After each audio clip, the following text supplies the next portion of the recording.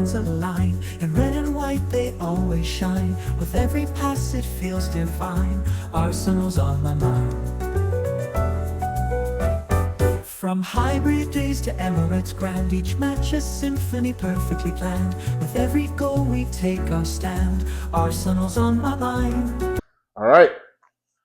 Welcome back to the Arsenal on My Mind podcast. We are back, baby. Finally! Oh my goodness. Finally! I know we probably lost a lot of people along the road. Man, it's been a long time coming. We're so happy to be back doing this podcast again. Yeah. It's been so long. You know, we still talk Arsenal every freaking day. Life! But life gets in the way, absolutely. But we are glad to be back, and we want to kind of just jump right into this thing that is called Arsenal. That's been on our minds since the end of the season. I mean, oh my God. Season ended. I've been dealing with so much backlash from family members who are non-Arsenal fans. All the hate has been extreme. Yeah. I mean, from who? Man U fans? Everybody. Oh, God. Man U, you know, Man U fans almost told me the better season because they're going to win They thought they were going to win. They were already being mouthy before the final. Of course. Because the Spurs were in worse form than them at the time, you know. But seriously, so glad to be back. We're going to really get back into this and try and get on a really good cadence with this podcast because we have a lot to say and a lot. Arsenal definitely does not fail in giving content. No, they don't. They find a way to keep many people employed. They find a way to keep my blood pressure high. Yes, absolutely. Those guys are crazy. But yeah, man. So what is going on in the Arsenal world right now? I mean, first of all, we got to hit it, man. I am disappointed with the season. Oh, yeah. Well, if we go to I think the very first video we had this season, I mentioned that we stood a better chance winning the league 2 seasons ago than last season. You just say that, absolutely. And I think I agreed with you just because I felt like we were playing better, you know, last season than we did this season. But man, you know, it sucked. We didn't give Liverpool a real run like I wanted us to give. You know, we don't have to win, but you gotta at least try hard. Yeah. You know, make them earn it. Make them. I mean, they earned it, but make them work for it. Make them work harder. Work harder. Yeah, make them work as hard as you made City work. Exactly. The last 2 times. Exactly. You know? And then Champions League, that was just. I mean, Champions League for me. I was proud of what we did. You know, we lost to the eventual champions. That was a saving grace. You know, so and they were a better team. You know, they're ahead of Arsenal in their project. You know. Well, you know, maybe it's evident now, but I don't think it was evidence before. At the beginning of the season, nobody thought PSG was going to win Champions League. Well, because Mbappe had left. Yep. You see, yes, when a big player, you know, when a generational player like that leaves a team, or when a great figure leaves a team, you know, people try to write off that team from competing the next season, like Liverpool when Klopp left. Everybody wrote them off. Yeah, you know, but they came and won the league. But with PSG, I mean, they weren't like close to the Champions League. It wasn't like they were like favorites, even with Mbappe. Yeah, but no, they were close. A few seasons ago, that Real Madrid, Benzema broke their heart and scored a hat trick. But the point I'm trying to make is they've been chasing this Champions League for a long time. True. They bought Neymar, bought Messi, you know, they've been putting pieces together. And Luis Enrique has done a good job now getting the team chemistry right. And they're young. You know, and they are young, and they got an animal on the left side, and Cavallacciale. I mean, I can never pronounce his name correctly, but to me, right? I felt a little confident because we played them in the group stages of Champions League, and granted, they didn't have Dembele in that game or Kvashev. I can't remember his name. Cavallacciale, whatever his name is, right? The one name I can pronounce, you can't. You're the one that usually pronounces them. I know, but you know, but they didn't have those two, and I guess that was a big difference, right? Yeah. And when I look at PSG and how they beat us and how they went on to win it, right? I look and see they succeeded where we failed, not just in beating us, but in realizing they had to add some to the squad in January. And that still today, is our biggest failure. I don't care about the injuries. I don't care about luck. I don't care about how good Liverpool was. We'll just never know. Also always leaves you doubting or wanting, like, how would it have been we have strengthened in January. You see, in my over 25 years or something now, being an Arsenal fan, I've come to a conclusion that Arsenal is like a spoiled rich kid that knows that daddy's always got his back. Who's daddy in this case? The football of the team.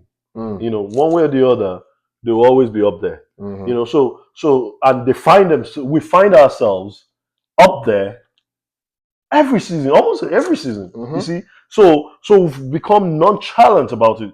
This takes us back to the Arsene Wenger era when we stopped winning the Premier League, but we were always in the Champions League.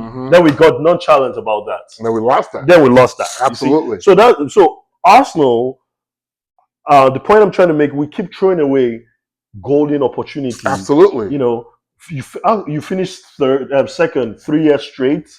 You remember the Manchester United Arsene Wenger Fergie era? Arsenal was always first, second, or third. You know, so even the past 20 years, if you look at the past 20 seasons that Arsenal has not won the league, our worst season were under Unai Emery and the first early days of Arteta. True. When we were 8th. But apart from those few years, we were top 4 merchants. Always top 4. That's what it was, right? So we keep throwing away these opportunities, but we forget that now it's becoming a culture, and other teams are strengthening. You know, which brings us to the transfer window now. Right, because the failings of the summer of the winter window, January window, right, are now bleeding into the summer now. Because my thing is, okay, I think I figured out Arsenal. I think I figured out our transfer policy. Yeah, I think our policy is we only want to sign a player that really wants to come to Arsenal. If they really want Arsenal. to come to Arsenal. Yes. Like they have to shun everybody else. Yes. Like Rice did. Yes. Right? So, and I get like how Arteta said it earlier. Yes, I get it fundamentally on a coaching level. You can say that with your mouth, but as a football club, as a business, as our new what is it? The new guy, the new Edu. Batra. Yeah, right. From that stance, you can say, you know what, coach, I hear you, but in today's climate, we can't always get that. No, because the only reason I could think of why we would say January, let's just manage what we have, is if the only players we could get were not like checking every single box. Yep, and true. I can respect that to a certain degree. Yeah, but you got to take a risk. You cannot tell me that Sterling, right, fit that mold of like, I only want to be for Arsenal. Yes, it was a loan, right? But there's no way he would fit that mold. You know, even Neto, the keeper we got, right? He didn't even play any game for us. One game, right? To me, and he looked terrible in that game. And my point is like, right, those kind of moves, we did those moves because we couldn't get those super loyal Arsenal players that we want to find in the market. And it's too rare. Right now, if I'm a player in my prime and Arsenal comes, yes, I look at them really highly, but unfortunately, if a Newcastle comes as well, and if a Aston Villa comes as well, and a Chelsea comes as well, or Leverkusen, I'm not going to be like, oh, screw them. No. I want Arsenal, because we're not that far away from those guys to where we can be so like, I get it. The majority of the signings until we win a championship, then we can, the majority of the signings, I agree, should be Arsenal like lovers. But when you are in a business of winning title, which we're not, at some point, like, you know what? I'm a second choice. Okay. Can you ball? Yes. Come on in. And because that's only what's explain how the whole January and now, 2-3 weeks into the window now, not a single piece of movement. Kepa. He's not even, where is he? He's not even there. Even an easy deal like that. Oh my God. Arsenal is frustrating. Yeah, Arsenal, as a club, the philosophy, from my own point of view, is yes, we want loyal players, but Arsenal always wants to come out looking like they are the smartest guys in the negotiating room. All Wenger's fault. Yeah, they always that in there. Yes, because he was the master of the diamond and the rough. But now the world is a global village. Mm-hmm. There's no such thing as diamond in the rough anymore. Someone would have seen them. Exactly. And there are clubs now that play that role, like Brighton. And, exactly. They play that role. Yeah, well, Arsenal is too big to be finding diamonds. No. And we've been financially healthy now for what? Almost 10 years. I mean, since we got Emirates Stadium, we've been fine. Absolutely. There's not been a single transfer window where we go, man, Arsenal just wasted money in this transfer window. No, we've not, I mean, the last time we wasted money was Pepe. And that window was not wasted. I'm going to waste, well, I think the problem is with Pepe, and this is a small little side note, right?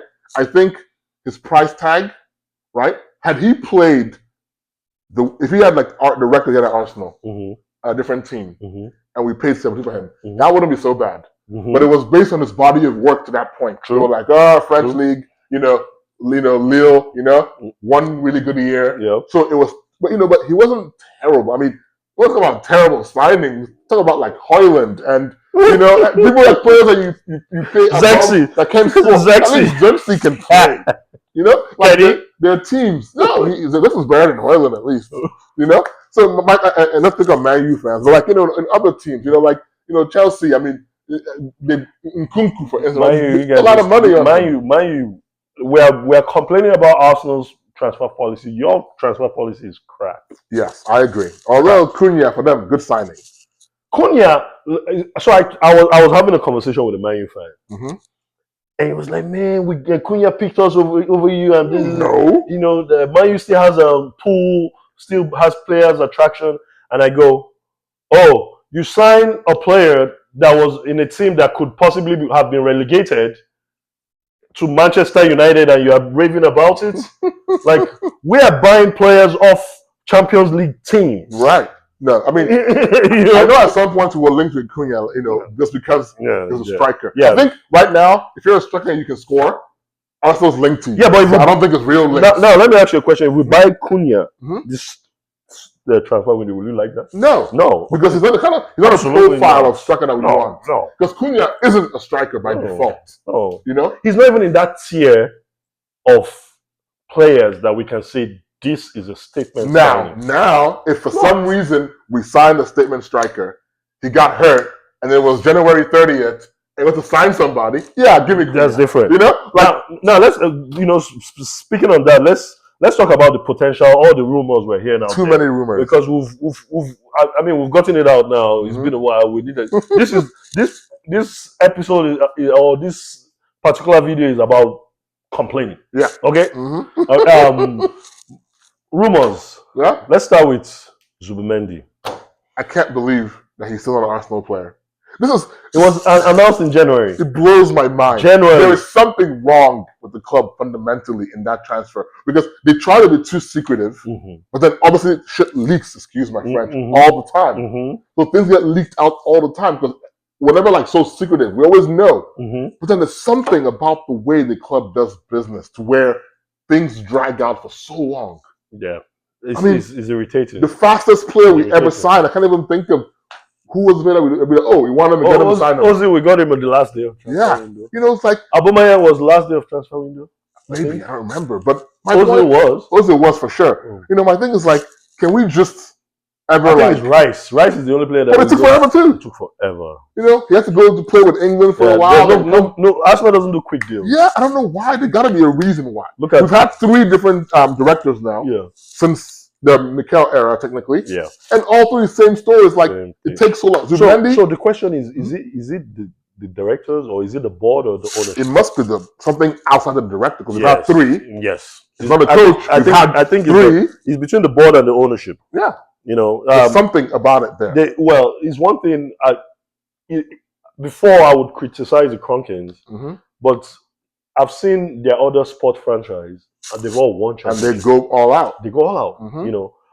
And they've dropped 100 quid on Rice. It's something else. There's something else going on that we don't know. And they're not telling us. Yeah. Because these things drag on for too long. Every time. Then a more serious-minded team just comes and swoops in and takes the player, or the player gets irritated, and just says, "You know what? I'm done. I'm like going to case sign in with point. this guy." Like this is Mendy thing, right?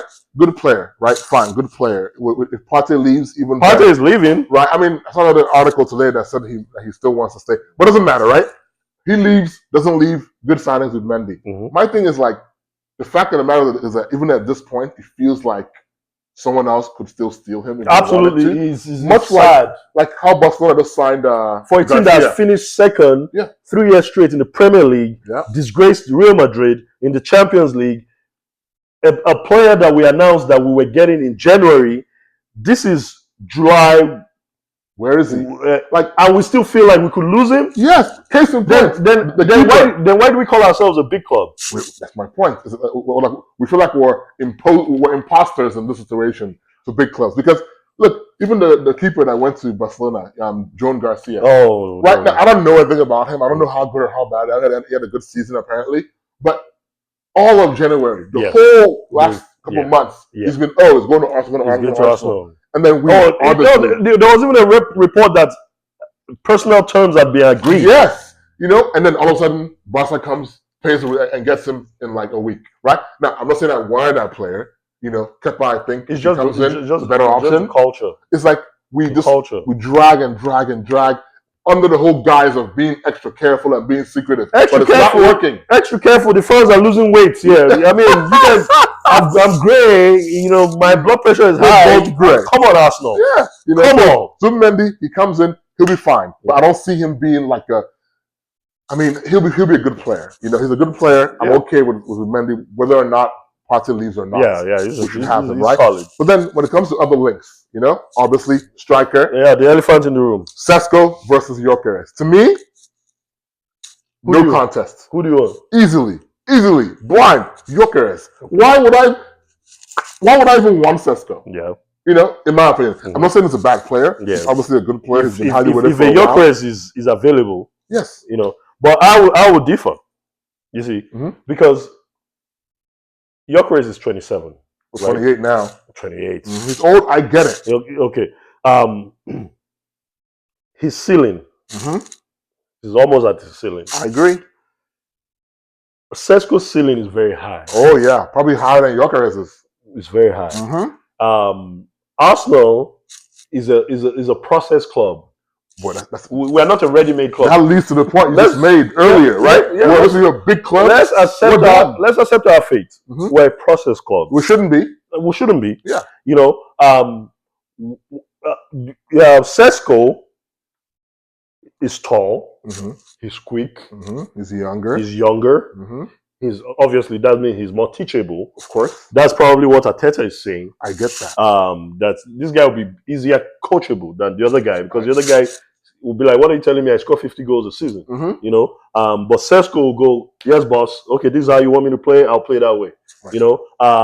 Sesko will probably, have more.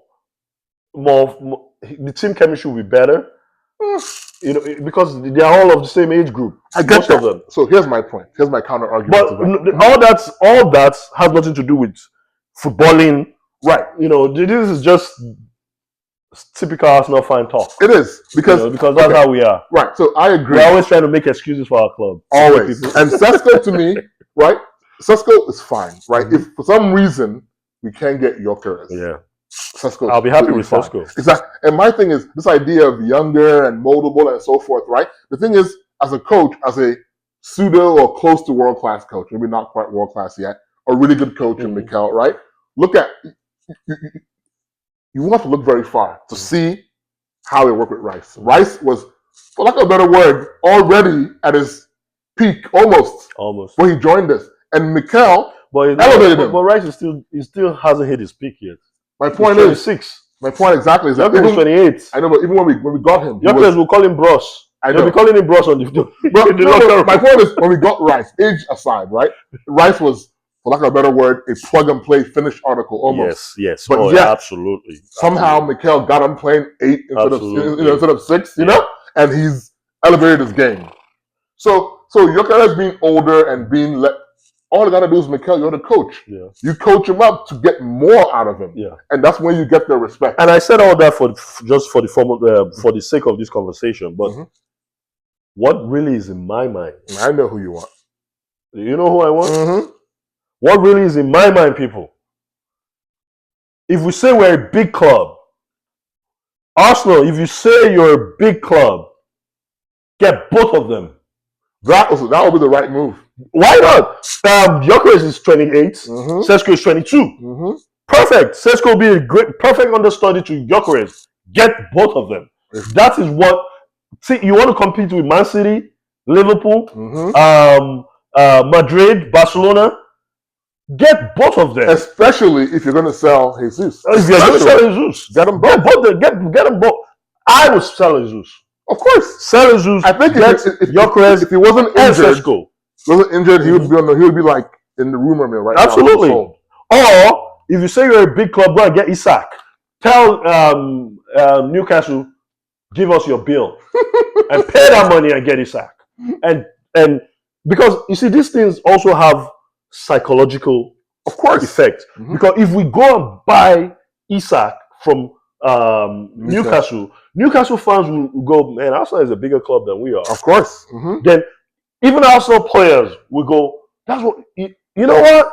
Let's bring it on next season. Absolutely. You know, you have to make a statement. The point I'm trying to make, Arsenal, is these moves you make, you don't only mess with the psychic of the fans, you mess with the psychic of the players and the club. Because the players I can assure you, if Arsenal doesn't win the Premier League or the Champions League next season, we'll start hearing rumors like Bukayo Saka is being wanted by Real Madrid. Yep, of course. Are we going to blame him if he leaves? Saliba already got his head turned by Real Madrid. Oh, yeah, they've already prepped him for the next couple of transfer windows. Of course, so it's like, you see, you got to win. So Arsenal, you got to win. Got to win. And you got to win now. That's it. I feel better now. Right, you feel better? Well, last person to talk about is Rodrigo. Yes. I don't believe it's going to happen, personally. I just think it's not a situation where he's for sale. We're banking on these rumors. We're banking on the fact that he's not going to want to be a bench player at Real Madrid.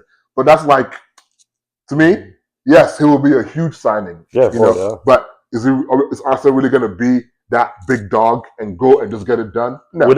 Get it done and don't sell Martinelli. Keep Martinelli. Of course. You see, did you see what Man City did yesterday? With what? In the Club World Cup? The 6-0 whatever? 11 changes. Oh, right. They changed the entire squad from the first game. 11. That is how you flex a muscle. Yeah. 11 changes. If we do that, we're playing youngsters. Exactly. We're playing players who don't even know. Yeah. You see, that's what I'm saying. We need a A team and an A+ team, not a B team.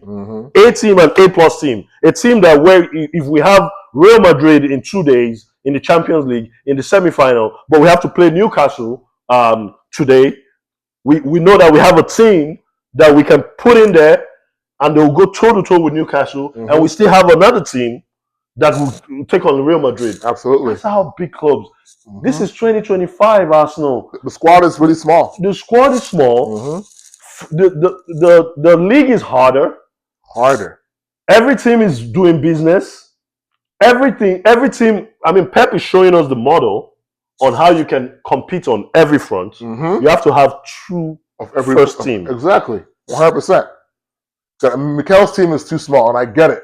It's a modern way of thinking about it, but it's already played out for being so modern, right? Yeah, it's played out. Who cares, That was what Pep was doing when he was in Barcelona. Exactly, Get bodies in, and we don't need to do this. I don't care if we bring a player in and it blocks the route to the first team for who cares? It makes anybody. It's not a daycare. Yeah, it's not it's a club. It's a soccer club. Get players in and create competition. My thing is, at this rate, I don't see us buying more than 3 players, and I think we need more than 3. We need more than 3. This rate is so slow. We need 2 strikers. We need 2 attackers, not wingers. 2 strikers. Yep.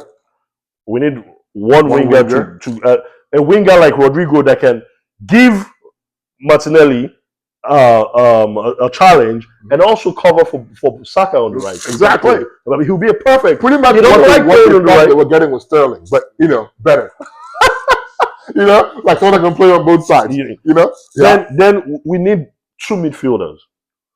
We need someone to That's cover for Odegaard. If Partey leaves, even if Partey doesn't leave, Zubimendi comes in. Odegaard, go Arsenal, go and sign Adagula. I don't think they'll sell him. But look at the way they're treating him. The boy is coming out every week. I need to play. I get it. That was Ancelotti, though. He's telling other clubs. No, I get it. But I get that boy. I think Zabi. Or get Yildiz. Did you see what that guy did? Yildiz. Kenan Yildiz. Oh, for Juve? Baller. He's a baller, but he's more of a winger. Yeah? He's more of a winger. He can play left wing. He can also play Odegaard's position. I know he can, but my thing is, this is a time for Odegaard's backup. We need to have a shrewd signing. I don't even think we need a backup for Odegaard. Odegaard needs competition. Well, true. Competition, not even a backup. Because last season, Odegaard was on my fantasy league. I had to kick him out like 2 months before the end of the season because it was terrible.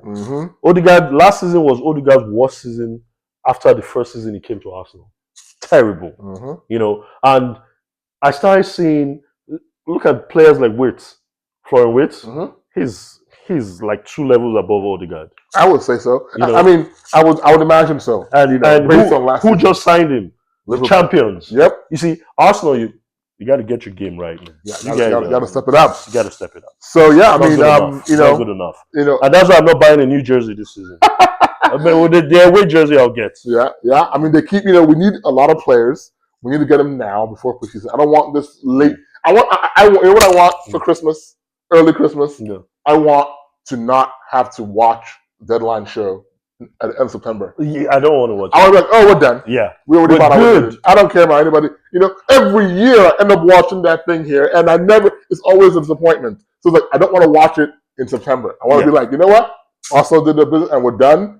I don't even Robbie every morning on AFTV. Robbie, you really got to trim down the number of players are being linked to, because some of those players, this is never going to happen. I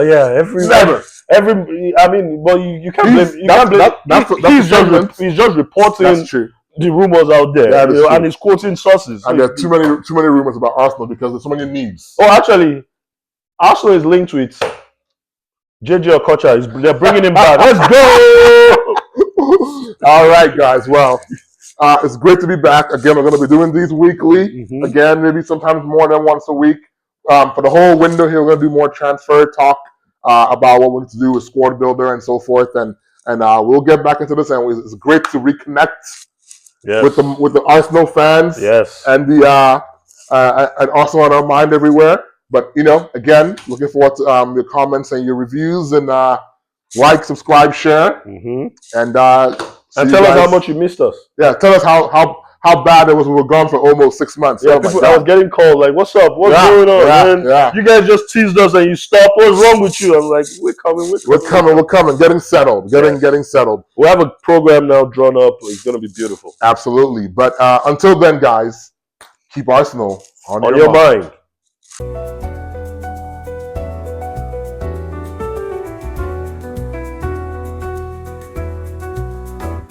Under floodlights, the fans align. In red and white, they always shine. With every pass, it feels divine. Arsenal's on my mind.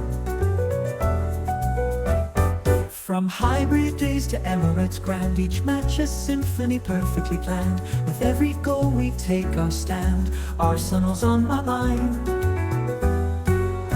Oh, Arsenal, you never fail. Through rain and sun, our steadfast sail.